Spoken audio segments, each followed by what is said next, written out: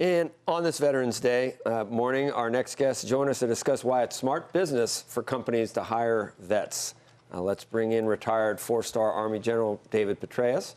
His storied career includes leading U.S. coalition forces in Iraq and commanding U.S. and NATO forces in Afghanistan. He also served as CIA director under President Obama.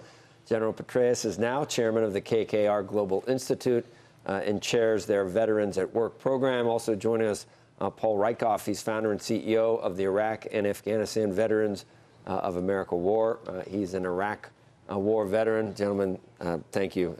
Great to have you both on. Great to be with you. Is there anyone that needs convincing that the skills that these guys across the board, I mean, I think about, I don't know how I'm any good at it. I mean, they have faced things that I have no concept of and most of the time excelled. Why do you still have to convince people they're the right people to hire? I don't get it.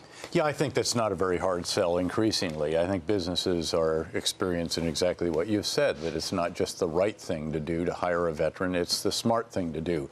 But beyond that, we want to get our veterans careers, not just jobs. And that means that the firms need to invest in them. They need to educate, train, and mentor them along the way. And that's what's really important. In fact, next week, KKR and a number of the other large private equity firms are going to be hosting over 400 companies here in New York to discuss lessons learned of the various firms.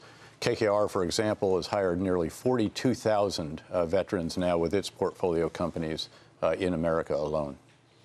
I mean, I would think that when you're in the armed forces, there's privates and there's generals, but everybody's leading, aren't they? I mean, even a private has his peers and he wants to lead for them. And I just think it instills those type of values that are absolutely transferable to the business world. No? That's right. I mean, they've self-selected as leaders. They've stepped forward to serve this country, right. And they want to continue to serve in different ways. They're also incredibly entrepreneurial. They know how to make things happen in tough environments. You know, when things are rough, you need people who can handle it. And the men and women who served in Iraq and Afghanistan have been doing that for over a decade. So we're not a charity. We're an investment. You know, you guys talk every day about investment opportunities. This is a generation of people who are an investment opportunity for our country across every industry, across every business. And I think that message is getting out there. But on Veterans Day, it's a perfect time to ram it home. And, you know, this is America's new greatest generation. In fact, Tom Brokaw is the one that announced that, if you will, after he was with us back in 2003 when I was privileged to command the 101st Airborne Division in northern Iraq, in Mosul, in fact. He spent a day with us, and as he was leaving, he said, surely this is the new greatest generation. That from the man who, of course, wrote the book about the greatest generation, and he's right. You happy about the election? Well, I'm actually nonpartisan, apolitical, so didn't get the notes. The system has worked. Let me ask you this: you made some comments earlier during the campaign, not directly. You never used the word Donald Trump, but you were worried a little bit about some of the language that was being used, I think, at the time around Muslims and ISIS and things like that. Do you have any anxiety there? And then, obviously, people who worked with you, Mike Morell and others, were much more direct in their view about Trump. Well, again, I've always been up front. I've worked for Democrats and Republicans in the White House. I've advised candidates of either party. I continue to do that. And at the end of the day, what has to happen now, in fact, I just finished a piece for the New York Times that'll go in this Sunday. And my advice is you got to rebuild the center. Rebuild the center on domestic issues and rebuild the center on national security and foreign policy issues. And by the way, this is a political outsider, a deal maker, who can indeed forge a new coalition, and that's what has to happen. People have to give a little to get a lot. You're going to relitigate all of the Trump comments. I was going to go to Can we go to the hotspots in the world? There's an opportunity here too, though. You can rebuild around veterans. Right, our country is extremely divided. Supporting veterans might be the one thing we can all agree on, bring partisan folks together. And we've launched a campaign this week called Operation Unite America. Veterans Day is just a couple days after the election. Let's use this as a time to bring folks together of all political backgrounds and have them bring us forward. This is the other 1%. You know, you all have a lot of 1%ers at this table. Today we're talking about the 1% of individuals, men and women, who raised their right hand and took an oath at a time of war. This is the Iraq and Afghanistan veterans of America that he leads, and they're extraordinary individuals. They knew that they were going to war when they raised their right hand, and now they're back. Nearly 3 million of them have served since 9/11 and then entered the civilian workforce. And now it's about ensuring that we capitalize on the extraordinary attributes and qualities that they bring to the civilian work. God help us if we never, I mean, we need people like that, obviously, to protect us and to protect our values. But if we ever don't have guys with that experience in society that, I think we talked about Blankfein earlier. I think he was the guy on the way into the New York Fed during the financial crisis, and the person with him said, I think I'm going to throw up. I'm not going to be able to do this. I can't go into the New York Fed. And he goes, you're not in a freaking U-boat, storming Normandy. You're going into the New York Fed. I mean, you guys. You referred to Omaha. You guys, Omaha Beach. You guys have a totally different set of skills and life experience that, I don't know if I'm envious because I don't know what would have happened to me, but you guys are a different breed. You really are. They're a generation of men and women who can handle adversity.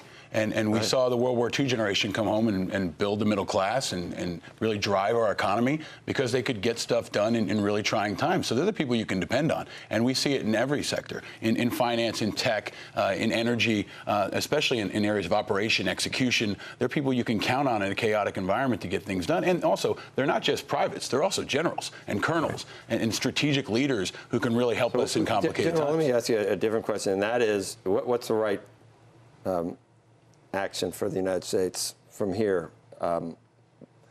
Policemen of the world, or pull back and let the chips fall where they may? Well, this is one of the areas I think that the president-elect, when he takes office, is going to have to navigate. We have seen what happens if America is overactive, hyperactive, if you will. And now we've also seen what happens if America draws back.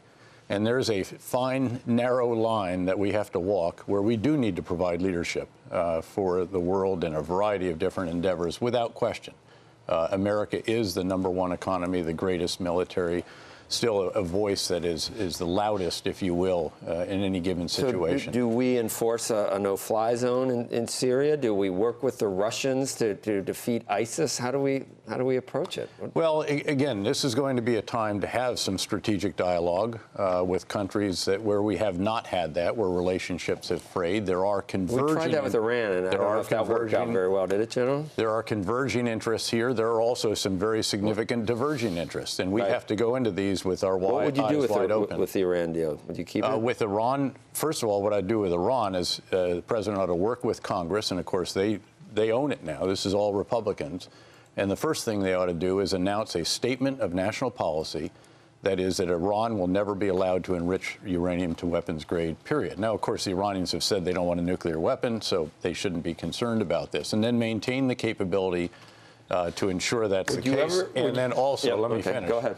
And then also work with our partners in the region and our ally to counter the malign Iranian influence that is causing such significant challenges. The president thought it was a good idea to bring our enemies maybe closer with, I'm talking about Iran, even though they still say things about, the great Satan and destroying Israel and everything else.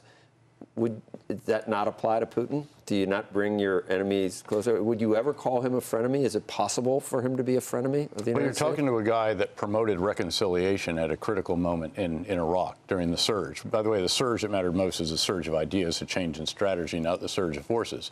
One of the biggest of the big ideas was the fact that you can't kill or capture your way out of an industrial strength insurgency. You've got to reconcile with as many as you can, some of whom had our blood on their hands, and then you go even more. So that would argue to do it with Iran and Russia, then, wouldn't it? No, I just think all that means is that you should not hesitate to engage in countries that are adversaries in many respects, but certainly may have some common interests in other respects. By the way, we're going to have to do the same thing with China. Right. This is our #1 trading partner now. Right. And the two biggest economies in the world.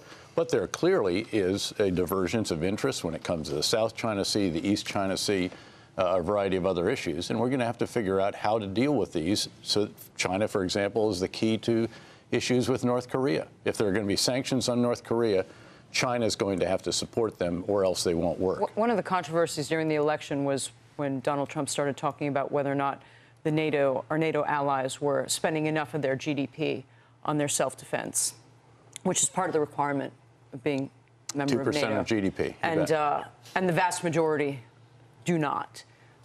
Is that going to change at any Well, I point? hope so, actually. You know, Secretary Gates, I remember his valedictory address, if you will, at the North Atlantic Council. I was there as the commander from Afghanistan, was to say, you're not doing enough. And it went down farther after that. Now, actually, to be fair, it has come back a bit, in part because of Vladimir Putin. I mean, NATO's new reason for living is because of Russia's aggressive actions in Crimea and Ukraine. And they finally woke up that it would be their continent he would roll across instead of ours. There's right. still more to be done, and so I think it is not unhelpful to have a president of the United States actually push these allies and remind them that we're doing the lion's share here, but we need to make this a coalition in which all are contributing to the best of their ability.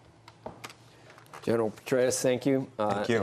And Paul Rieckhoff, thank you. Thanks for being with us this morning. Great to be with you. Thanks. Thanks for every day. Well, thanks on this Veterans Day in particular. And part of, I don't know, as you get older, if I see like Reagan with the boys of, that Normandy.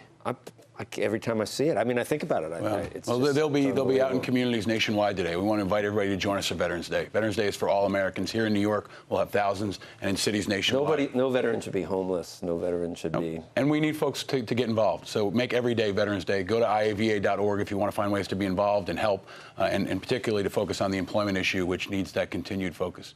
Thank you. Great. Great to be with you. Thank you. With you.